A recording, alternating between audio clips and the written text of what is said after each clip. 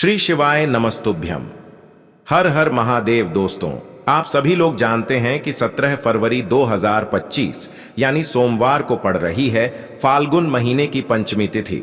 और दोस्तों, ये वो तिथि है जो फाल्गुन महीने में पड़ने वाली सबसे बड़ी तिथि है, क्योंकि यह सोमवार के दिन पड़ रही है और इसका बहुत ही बड़ा और विशेष महत्व होता है। पूज्य गुरु जी ने कहा है, अगर कभी भी मौका लग जाए और फाल्गुन महीने की पंचमी तिथि सोमवार को पड़ जाए तो आप लोगों को एक दीपक का उपाय तो अवश्य ही करना चाहिए। इन दोनों का संयोग बहुत ही कम आता है। और दोस्तों, पूज्य गुरु जी ने अपनी शिव महापुराण की कथा में बताया है, इस दिन आपको एक दीपक वाला उपाय तो अवश्य ही करना चाहिए, क्योंकि ऐसा दिन पूरे साल में सिर्फ एक ही बार आता है। और दोस्तों, आप सभी लोग जानते हो कि सोमवार पंचमी का अगर सबसे बड़ा कोई उपाय है तो वो एक दीपक वाला उपाय है। तो दोस्तों, इस फाल्गुन माह के सोमवार के दिन आप लोगों को इस एक दीपक वाले उपाय को जरूर करना है। बहुत सारे लोग होंगे जिन लोगों ने इस उपाय को न किया हो, मतलब पूरा साल निकल गया और उन्होंने किसी भी दिन इस एक दीपक वाले उपाय को न किया हो। पर दोस्तों, आपके पास एक आखिरी मौका बचा हुआ है, जो कि 17 फरवरी के दिन है। तो इस दिन आप लोगों को इस वाले उपाय को जरूर कर लेना है। भले ही आपने पूरे साल भर इस उपाय को न किया हो, पर अगर आपने इस फाल्गुन महीने के सोमवार के दिन अगर इस वाले उपाय को कर लिया तो आपको इस उपाय को करने का वो फल मिलेगा जिसकी आपने कभी कल्पना भी नहीं करी होगी। इसीलिए आप लोग इस वाले उपाय को एक बार जरूर कर लेना, ताकि आप लोगों के हाथ से यह मौका ना जा सके और आपको इस उपाय को करने का फल मिल सके। दोस्तों, ये उपाय पंडित जी ने अपनी अभी की ही शिव महापुराण की कथा में बताया है। जिस उपाय को आज हम आपको बहुत अच्छे से समझाने वाले हैं। इस वीडियो को देखने के बाद इस उपाय को समझने के लिए आपको कोई और वीडियो को देखने की जरूरत नहीं पड़ेगी। तो चलिए दोस्तों, उपाय को शुरू करते हैं। देखिए, यह इस फाल्गुन महीने के सोमवार के दिन यह इतना खास होता है, इतना महत्वपूर्ण होता है। देखा गया है कभी कभी बड़े बड़े पूजा पाठ अनुष्ठान से जो मनोकामना पूर्ण नहीं होते, वो इस फाल्गुन महीने के दिन एक छोटे से उपाय करने से ही आपकी मनोकामना पूर्ण हो जाती है।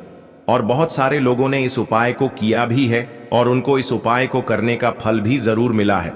अगर आप लोग भी इस उपाय को करना चाहते हैं तो आप इस उपाय को पहले अच्छे से समझ लेना, सुन लेना, उसके बाद करना। आपको इस उपाय का फल जरूर मिलेगा। और इस उपाय को कर लेने से आपके घर में चाहे किसी भी प्रकार की दुख और समस्या क्यों ना चल रही हो, आपको उसका कारण भी नहीं पता है कि भाई यह समस्या किस कारण से चल रही है। उसका कुछ भी कारण हो सकता है, जैसे पितृ दोष हो सकता है या किसी भी तरह का मंगल दोष भी हो सकता है। तो इस दिन आप लोगों को यह वाला उपाय कर लेना है। यह एक ऐसा उपाय है जिस उपाय को अगर किसी विशेष दिन पर किया जाए तो भाई उस विशेष दिन का जो है वह तो हमें मिलता ही मिलता है। पर हमने उस दिन पर इस उपाय को किया है तो हमें उससे भी बड़ा फल मिलता है, और फल बहुत जल्दी मिलता है, क्योंकि आप इस उपाय को बहुत ही बड़े और विशेष दिन पर कर रहे हो। तो चलिए अब उपाय के बारे में बात करते हैं। लेकिन उससे पहले आप लोगों को यह जानना आवश्यक है कि आखिर यह उपाय किस समय करना है, किसको करना है और कैसे करना है। तो चलिए हम आगे आपको वीडियो में एक एक करके बता देते हैं। लेकिन उससे पहले अगर आप लोग हमारे चैनल पर नए हैं तो हमारे चैनल को सब्सक्राइब कर लेना और इस वीडियो को लाइक करके कमेंट बॉक्स में श्री शिवाय नमस्तुभ्यम ओम नमः शिवाय जरूर टाइप कर देना। तो दोस्तों, इस एक दीपक वाले उपाय को हमें इस सोमवार के दिन कैसे करना है, किसको करना है, किस समय करना है और कहां पर करना है, ये सारे सवालों के जवाब आपको इस वीडियो में मिल जाएंगे। और जो ये वीडियो देखेगा भाई, उसको एक दीपक वाला उपाय जरूर करना चाहिए, क्योंकि इस दिन दीपक का भी बहुत ही बड़ा और विशेष महत्व होता है।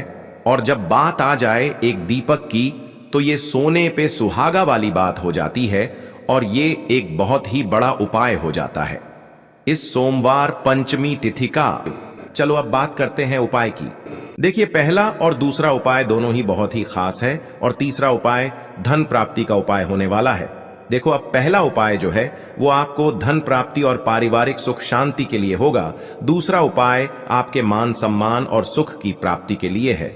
वीडियो पूरा जरूर देखना और आगे बढ़ने से पहले वीडियो को एक लाइक जरूर करना। देखिए, सबसे पहले हम जान लेते हैं गुरु जी द्वारा बताए गए पहले उपाय के बारे में। देखो, इस उपाय के लिए आपको लेना है एक गोल बाती का दीपक आप चाहें तो मिट्टी का ले सकते हैं या फिर घर से शुद्ध आटा मढ़कर उसका दीपक आप तैयार कर सकते हैं। इसके बाद आपको लेना है शुद्ध गाय का घी। अगर वो नहीं है तो कोई भी देसी घी इस्तेमाल कर सकते हैं, जिससे आपको दीपक प्रज्वलित करना है। देखो, अब ये सब सामग्री लेकर आपको जाना है प्रदोष काल में आपके घर पर तुलसी जी के घेरे के पास में। देखो, ये उपाय तो आपको अवश्य करना है। देखो, वहां पहुंचकर सबसे पहले वो दीपक आपको प्रज्वलित कर देना है और ओम नमो भगवते वासुदेवाय नमः का 11 बार जाप करना है।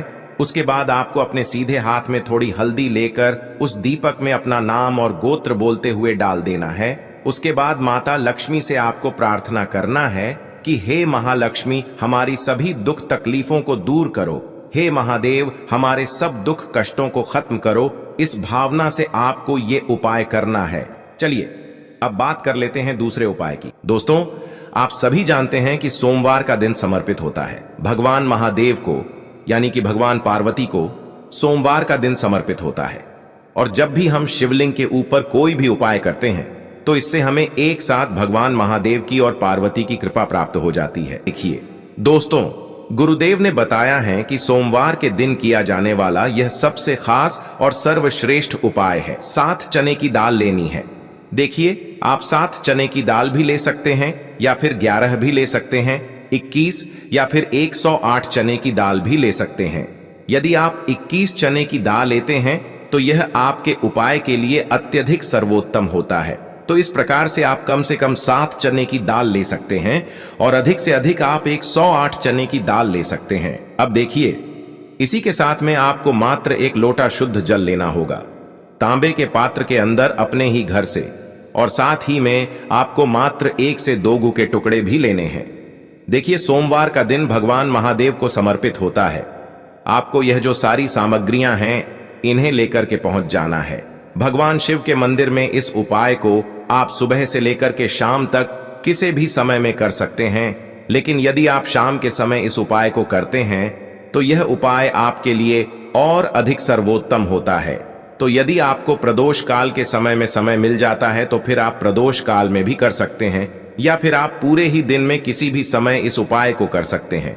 देखिए, शिव मंदिर पहुंचने के बाद सबसे पहले तो आपको दक्षिण दिशा में बैठ जाना है। उत्तर दिशा की तरफ आपको अपना मुख कर लेना है।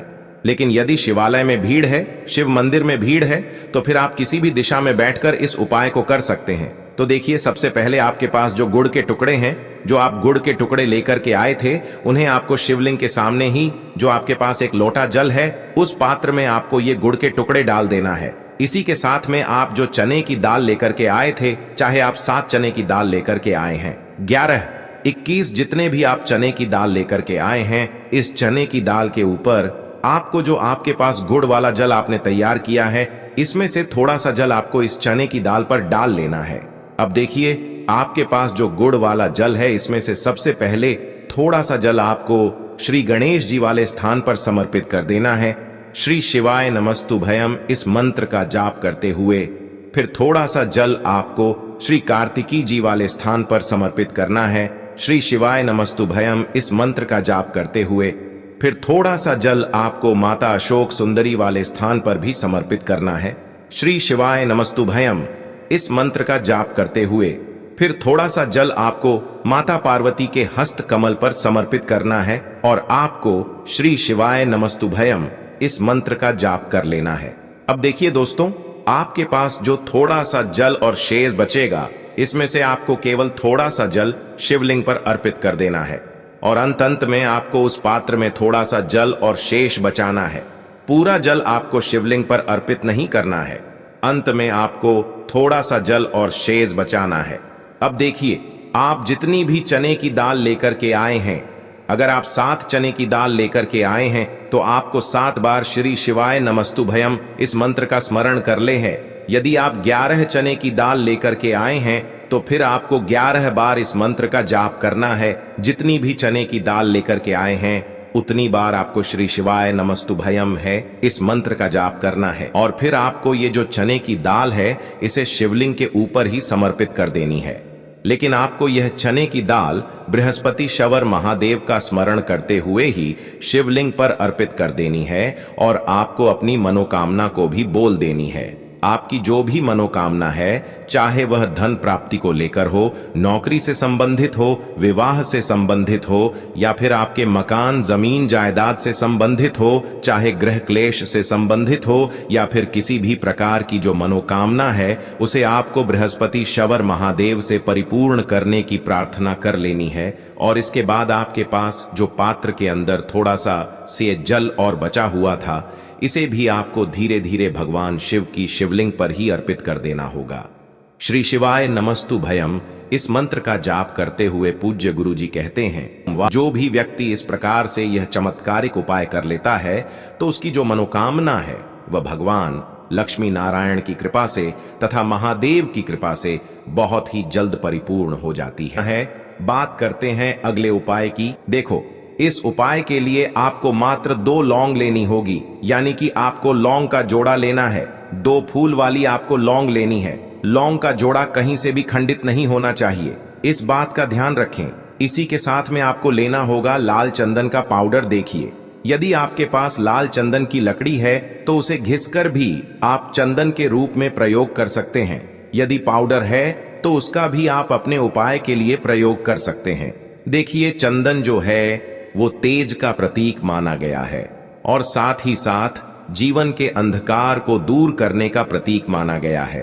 अब इसी के साथ में आपको मात्र एक तांबे के पात्र के अंदर शुद्ध जल लेना होगा अपने घर से।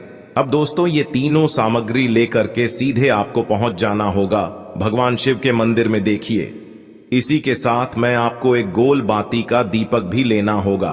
दीपक आप मिट्टी का भी ले सकते हैं, शुद्ध आटा मढ़कर उसका भी तैयार कर सकते हैं। और दीपक में आपको शुद्ध घी का प्रयोग करना है। लेकिन जैसे ही आप इन सभी सामग्रियों को मंदिर में लेकर के पहुंचेंगे, मंदिर में जैसे ही आप चौखट के वहां पर पहुंचेंगे तो मंदिर की चौखट के सीधे तरफ आप जो अपने साथ एक गोल बाती का दीपक लेकर के आए हैं, उसे आपको सबसे पहले तो प्रज्वलित कर देना है। यानी कि जैसे ही आप मंदिर की चौखट के वहां पर प्रवेश करते हैं तो उसके सीधे तरफ आपको ये गोल बाती का दीपक प्रज्वलित कर देना है। अब देखिए, जैसे ही आप यह दीपक प्रज्वलित करेंगे तो आपकी जो भी मनोकामना है उससे आपको बोल देना है। आप इस दीपक को इस प्रकार से प्रज्वलित करने के बाद इन सभी सामग्रियों को आपको शिवलिंग के पास में लेकर पहुंच जाना है। अब देखिए दोस्तों, आपके पास जो एक तांबे के पात्र के अंदर शुद्ध जल है, उसमें से आपको केवल आधा लोटा जल ही भगवान शिव के शिवलिंग पर अर्पित करना है। आधा लोटा जल आपको उसी पत्र के अंदर बचा लेना है। अब दोस्तों, आपके पास जो 2 लौंग हैं, यानी कि लौंग का जोड़ा है, उससे आपको अपना नाम और अपने गोत्र को बोलते हुए आपकी जो भी समस्या चल रही है, आपके जीवन में जो भी परेशानी उत्पन्न हो रही है, उन्हें आपको बोल देना है। और ये जो लौंग का जोड़ा है, इसे आपको भगवान शिव के शिवलिंग पर अर्पित कर देना है। जैसे आप ये 2 लौंग शिवलिंग पर चढ़ाएंगे तो अपना हाथ जो है वहां पर आपको रखना है और महादेव से आपको प्रार्थना करनी है कि मेरे जीवन की ये जो परेशानियां हैं ये सभी दूर हो जाएं। यानी कि आपके जीवन में धन की संबंधित परेशानी चल रही है, कर्ज की समस्या चल रही है, बच्चों का पढ़ाई लिखाई में मन नहीं लग पा रहा है, घर के जो आर्थिक संकट है वह सभी दूर हो, व्यापार आपका ढंग से नहीं चल पा रहा है, घर में रोग की स्थिति बनी हुई है, यानी कि जिस भी प्रकार की आपकी समस्याएं हैं उसे आपको महादेव से बोल देना है और महादेव से इन सभी समस्याओं को दूर करने के लिए आपको प्रार्थना कर लेनी है। अब देखिए दोस्तों, आपने जो 2 लौंग शिवलिंग पर समर्पित की थी उससे आपको वहां से उठा लेना है और इन दोनों लौंग को आपको शिवलिंग से उठा करके सीधे उससे जल के पात्र के अंदर डाल देना है। यानी कि अपने आधा लोटा जल और बचाया हुआ था उसी के अंदर आपको ये 2 लौंग डाल देनी है और साथ में आप जो लाल चंदन लेकर के आए थे उस लाल चंदन को भी आपको उसी पात्र के अंदर डाल देना है। यानी कि आधा लोटा जल और बचा हुआ है तो उसी आधे लोटे जल के अंदर आपको ये लाल चंदन भी डाल देना है। अब देखिए, इस आधे लोटे जल में है जिसमें अपने 2 लौंग डाली है, लाल चंदन डाला है, उसे सीधे लेकर के आपको पहुंचना है बेलपत्र के वृक्ष के। वहां पर देखिए, बेलपत्र का वृक्ष यदि आपके घर पर है तो वहां पर आपको आ जाना है, आपके घर के आसपास कहीं भी है तो वहां पर आपको पहुंच जाना है और उसके बाद आपका जो मुख है वह दिशा की ओर होना चाहिए और उसके बाद आपको अपना नाम और अपनी गोत्र को बोलना है और पुनः अपने जो भी परेशानियां शिवलिंग के पास में बोली थी उन्हें आपको वापस से बेलपत्र के वहां पर भी बोल देनी है। और ये जो आधा लोटा जल और है, इससे आपको पूरा बेलपत्र के वृक्ष की जड़ DDH में श्री शिवाय नमस्तुभ्यम इस मंत्र का जाप करते हुए समर्पित कर देना है। तो बस इतना सा उपाय आपको करना है, जो भी आपकी परेशानी है, समस्या है, उससे महादेव निश्चित ही दूर करेंगे। अब दोस्तों हम जान लेते हैं तीसरे चमत्कारी और विशेष उपाय के बारे में। देखिए ये उपाय बहुत ही चमत्कारी है, क्योंकि इस उपाय से आपके जीवन में तेज की वृद्धि होगी, यानी कि जीवन से जितना भी अंधकार ही वो सभी दूर होगा। तो इस उपाय के लिए आपको मात्र एक गुड़ का टुकड़ा लेना है।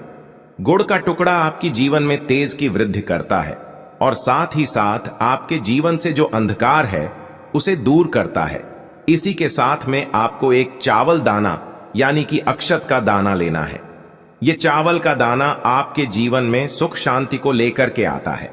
आपके जीवन में धन की जितनी भी परेशानियां हैं उन्हें समाप्त करता है। इसी के साथ में आपको मात्र एक हरा मूंग लेना है। हरा मूंग जो है वह बुध ग्रह को प्रसन्न करता है। देखिए हरे मूंग का उपाय करने से बुध ग्रह मजबूत होता है और बुध ग्रह के मजबूत होने से बुद्धि, ज्ञान और विवेक की प्राप्ति होती है। तो ये तीनों ही सामग्री आपको एक एक लेनी है, यानी कि एक गुड़ का टुकड़ा, एक चावल का दाना, एक हरा मूंग आपको लेना है। देखिए हरा मूंग का दाना और चावल का जो दाना है आपको साबुत लेना है, खंडित नहीं होना चाहिए। और इसी के साथ में आपको मात्र एक तांबे के पात्र के अंदर अपने घर से शुद्ध जल ले लेना है। देखिए अब इन सभी सामग्रियों को लेकर के सीधे आपको पहुंच जाना है भगवान शिव के मंदिर में। आप ये उपाय सुबह से लेकर के शाम तक किसी भी समय कर सकते हैं। देखो ये उपाय आप सोमवार और बुधवार के दिन ही आपको इस उपाय को करना है। तो सबसे पहले तो ये जो एक गुड़ का टुकड़ा है, एक चावल का दाना है और एक हरा मूंग का दान है, उन तीनों को आपको उस जल के पात्र के अंदर डाल देना है। लेकिन यह जो उपाय है आपके जीवन की सारी परेशानियों को दूर करने के लिए होता है। ये विशेष मनोकामना तीनों सामग्रियों से ही आपकी परिपूर्ण हो जाती है। देखिए यदि आपकी जीवन में सुख और तेज होगा तो सभी आपसे वार्तालाप करेंगे, सभी आपसे बात करेंगे और आपका जो मान सम्मान है वह बढ़ता है। और चावल का जो दाना है वह धन में वृद्धि करता है, मन की शांति के लिए होता है। और हरा मूंग जो है वह बुद्धि, ज्ञान और विवेक की प्राप्ति के लिए होता है। अब देखिए यह जो एक पात्र जल है, इससे आपको भगवान शिव के शिवलिंग पर धीरे धीरे अर्पित कर देना है। श्री शिवाय नमस्तुभ्यम इस मंत्र का जाप करते हुए और तुम रुकेश्वर महादेव का मन में स्मरण करते हुए। लेकिन तुम रुकेश्वर महादेव का स्मरण करने से यह जो उपाय है और अधिक प्रभावशाली हो जाता है। तो तुम रुकेश्वर महादेव का स्मरण करते हुए यह उपाय करने से आपके जीवन में जो भी अशांति है वह सभी दूर हो जाएगी।